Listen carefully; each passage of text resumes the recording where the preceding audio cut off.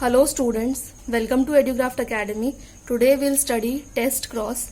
In test cross, the F1 individual is crossed with recessive parent. ठीक है, F1 individual crossed with recessive parent.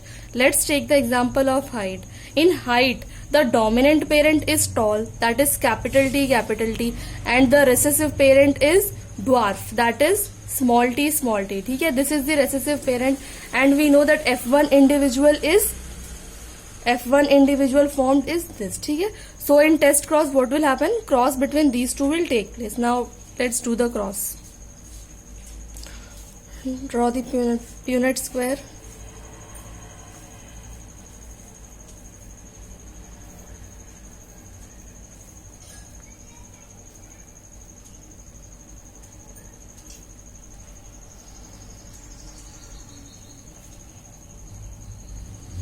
So this is tall. ठीक है, now this is tall, this is dwarf, so this is dwarf. So there are two tall and two dwarf,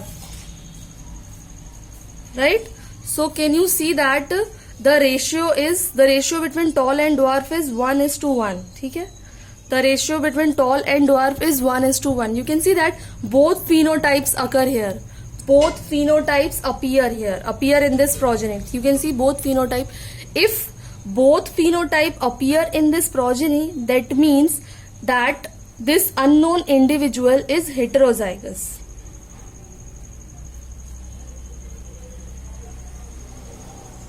ठीक है,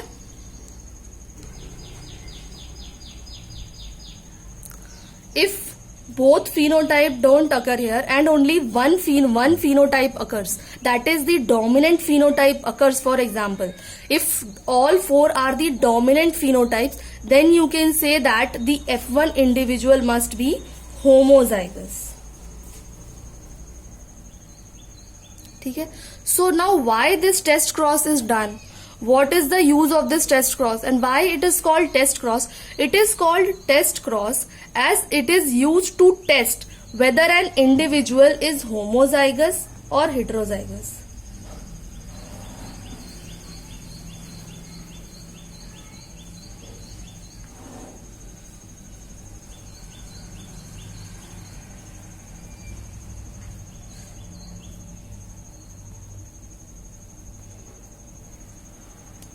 ये याद रखना है. ठीक है, why it is called test cross? It is called test cross as it is used to test whether an individual is homozygous or heterozygous. ठीक है, if both these phenotypes occur, both phenotype have occurred here, that means that individual is heterozygous.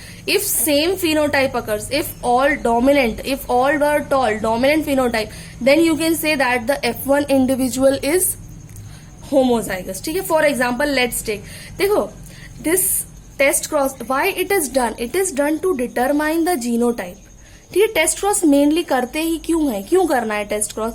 It is done to determine the genotype.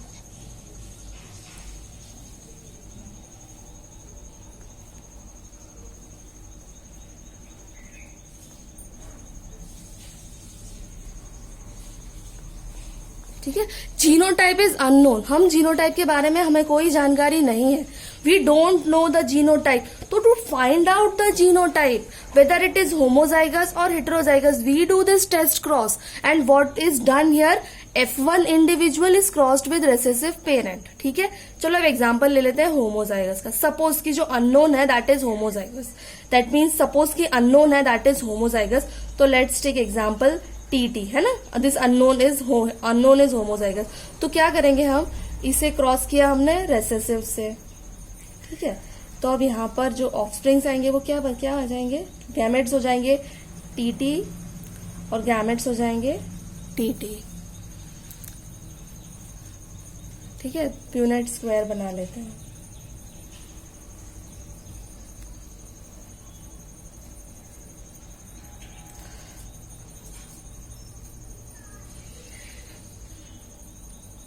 ठीक है, वो क्या आए? Tall tall tall tall. ठीक है, that means all four are tall. ठीक है, तो समझ आया आपको? That means if all four are tall, that means only one phenotype occurs, only one phenotype occur, dominant phenotype occur, it means that an individual is homozygous. If both phenotypes, you can see two phenotypes, if both phenotypes occur, that means that individual is heterozygous. ठीक है, this is test cross. ठीक है, test cross समझ आया आपको? चलो अब हम बैक क्रॉस स्टडी करते हैं कि बैक क्रॉस में क्या होता है इन बैक क्रॉस. ठीक है, now will see back cross. What happens in back cross is, in back cross the F1 individual is crossed with one of the two parents.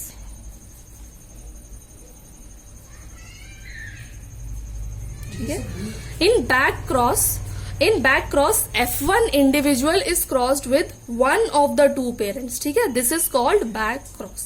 Example ले लेते हैं कि F1 progeny is this and this is crossed with capital T. ठीक है, हमने dominant parent ले लिया. ठीक है, this is F1 individual, one of the two parent. ठीक है, अब देखो गैमेट्स बना लिए.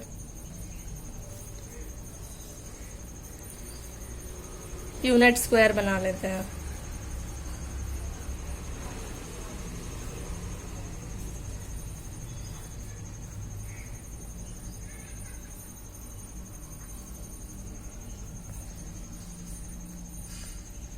ठीक है, can you see here that all are tall, है ना, but these are pure tall. Pure means capital T, it means pure. And these are hybrid tall. ठीक है, pure tall, hybrid tall. Can you see that all four are tall. ठीक है, इसका मतलब देखो back cross में क्या कर रहा है, क्या हो रहा है, F1 individual is crossed with one of the to parents. ठीक है, one of the to parents. इसका आपको कुछ बेनिफिट नजर आ, बेनिफिट समझ में आ रहा है कि क्यों हम कर रहे हैं, क्यों करना है बैक क्रॉस, टेस्ट क्रॉस क्यों करना है? तो टेस्ट क्रॉस तो करना है तो to determine the genotype unknown. हमें जीनोटाइप के बारे में जानकारी नहीं है और हम जानना चाहते हैं. ठीक है, अब बैक क्रॉस क्यों करना है? देखो बैक जा रहे हैं ना हम, पेरेंट्स से F1 जनरेशन, अब F1 से हम बैक जा रहे हैं, F1 से पेरेंट्स के पास जा रहे हैं. देखो जैसे कि ये क्या था, दिस इज पेरेंट क्या है, दिस इज पेरेंट. ठीक है, और F1 जनरेशन क्रॉस पॉलिनेशन से ये दिस इज F1 जनरेशन. ठीक है, तो इसमें क्या हो रहा है, बैक क्रॉस में हम बैक जा रहे हैं ना, back F1 cross with one of the parent, या फिर ऐसे भी क्रॉस कर सकते हो, इसीलिए it is called back cross. इसका बेनिफिट क्या है, तो कैन यू सी दैट कि इस क्रॉस में हमें कैसे चारों टॉल मिले. तो इसका मतलब अगर आपको टॉल चाहिए, टॉल, तो फिर हम बैक क्रॉस कर सकते हैं. मतलब हम एक तरीके से डिजायरेबल ट्रेट हम ले सकते हैं. अगर टॉल चाहिए, सपोज कि आपको ड्वार्फ चाहिए था, सपोज कि अगर आपको ड्वार्फ चाहिए तो आप F1 जनरेशन को ड्वार्फ रेसेसिव पेरेंट से करते तो आपको सभी ड्वार्फ मिल जाते हैं, राइट? ठीक है, मतलब अगर हम F1 जनरेशन को डोमिनेंट पेरेंट के साथ किया हमने तो हमें चारों टॉल मिल गए. अगर हम F1 जनरेशन को रेसेसिव के साथ करते तो हमें 50% ड्वार्फ मिल जाते. इसका मतलब तो डिजायरेबल ट्रेट लेने के लिए हम बैक क्रॉस करते हैं. ठीक है, समझ आया आगे आपको बैक क्रॉस. ये कंफ्यूज नहीं होना है इसमें कि F क्रॉस के बैक क्रॉस में क्या है, F1 individual crossed with one of the two parent, और टेस्ट क्रॉस में क्या होता है, test cross F1 individual is crossed with only recessive parent. ठीक है, ओनली रेसेसिव पेरेंट. बच्चे ना इसमें कंफ्यूज हो जाते हैं, टेस्ट क्या है बैक क्या है, तो याद रखिएगा F1 one of the two parent back cross, recessive parent के साथ F1 that is test cross. ठीक है, चलो गुड बाय, टेक केयर.